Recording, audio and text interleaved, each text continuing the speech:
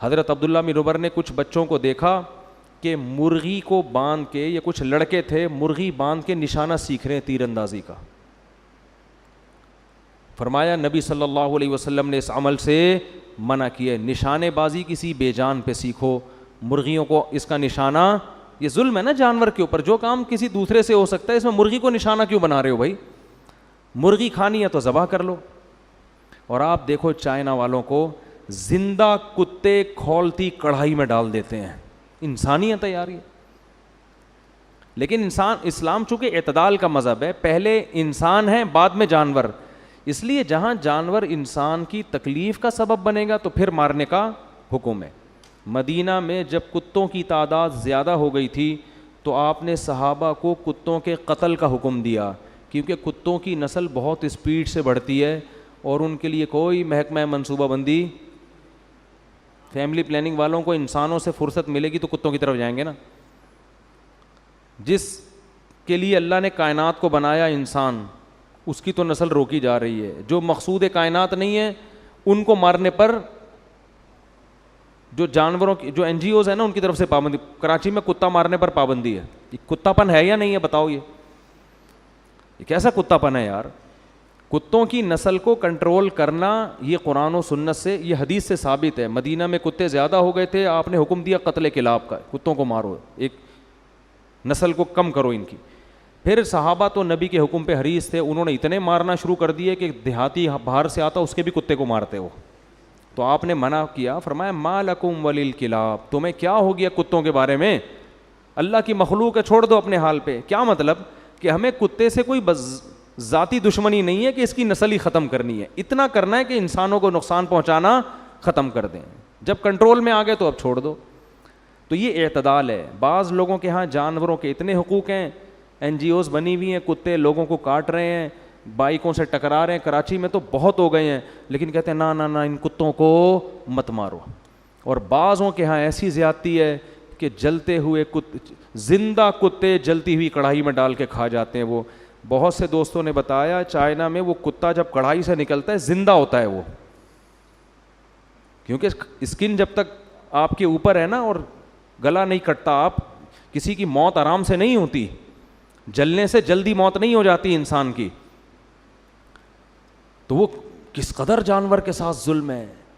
مجھے تو وہ حدیث یاد آتی ہے کہ ایک عورت نے ایک بلی کو باندھ دیا اور کھلایا پلا رہے نہیں تو اللہ نے اس کے ساری نیکیوں کو اس ظلم کی وجہ سے ضائع کر دیا. تو کس قدر ظلم ہے. آپ صلی اللہ علیہ وسلم نے فرمایا جانور کو جب ذبح کرو تو ذبح میں بھی اس کو آرام پہنچاؤ. چھری تیز ہونی چاہیے، ایسے دانے والی نہیں ہونی چاہیے کہ گھنٹے پہ کاٹ رہے ہیں اس کو.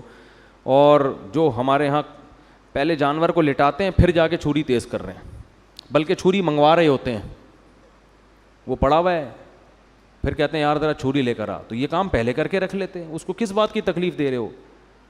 نبی صلی اللہ علیہ وسلم نے فرمایا اللہ نے ہر چیز پر احسان فرض کیا. احسان کا مطلب ہر ایک کے ساتھ اچھا سلوک، جس میں جانور بھی داخل ہے. اب چھپکلی دیکھو، چھپکلی کے مارنے کا حکم ہے، پالنے کا حکم نہیں ہے، نقصان دہ جانور ہے. لیکن آپ صلی اللہ علیہ وسلم نے فرمایا، صحیح حدیث ہے، جس نے ایک وار میں چھپکلی ماری 100 نیکیاں. جتنے وار کم ہوں گے نیکیاں کم. کیوں؟ علماء اس میں حکمت بیان کرتے ہیں جتنے زیادہ وار میں مارو گے جانور کو اتنی تکلیف ہوگی. لہذا ایک ہی دفعہ میں، ہم بچپن میں مارتے تھے بڑا مزہ آتا تھا، ایک ہی دفعہ میں چپل تبیز سے ماری وہ اسٹیکر بن کے چپک گئی، اس کو پتہ ہی نہیں چلا، ایک جہان سے دوسرے جہان میں شفٹ.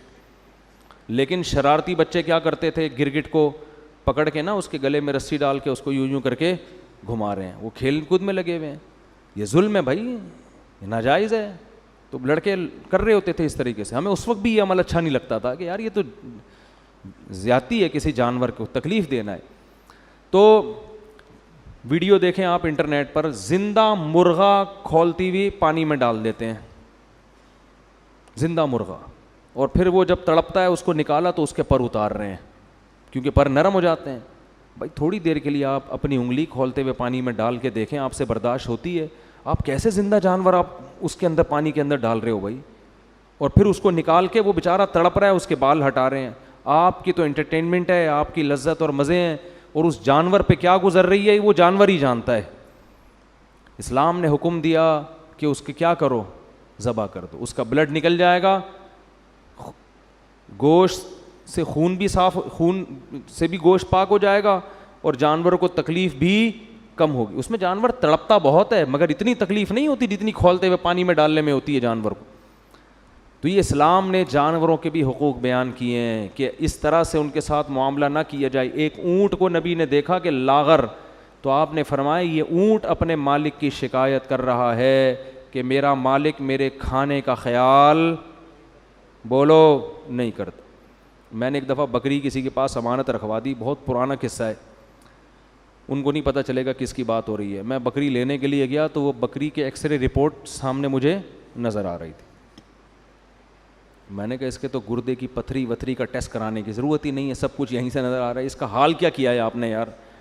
کتنا کھانا کھلاتے تھے؟ کہتے صبح ایک ٹائم کھلاتا تھا بس، میں زیادہ کھانا صحت کے لیے نقصان دہ.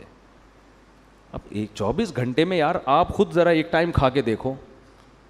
ہم صبح سحری کرتے ہیں پھر شام کو افطاری کر لیتے ہیں، 12-13 گھنٹے کا روزہ کیسا لگتا ہے؟ اور آپ 24 گھنٹے تک جانور کو، اور بکری تو سارا دن کھانے والی ہے. تو یہ بڑے بڑے ظلم ہو رہے ہیں، یہ بے زبان جانور ہیں. جس کے دل میں آخرت کا خوف نہیں ہے نا، اس سے بڑا ظالم دنیا میں کوئی نہیں ہے. اور جس کو یہ خوف ہے کہ میں نے اللہ کو جواب دینا ہے، تو ان جانوروں کے بارے میں بھی اس کو خوف ہوگا.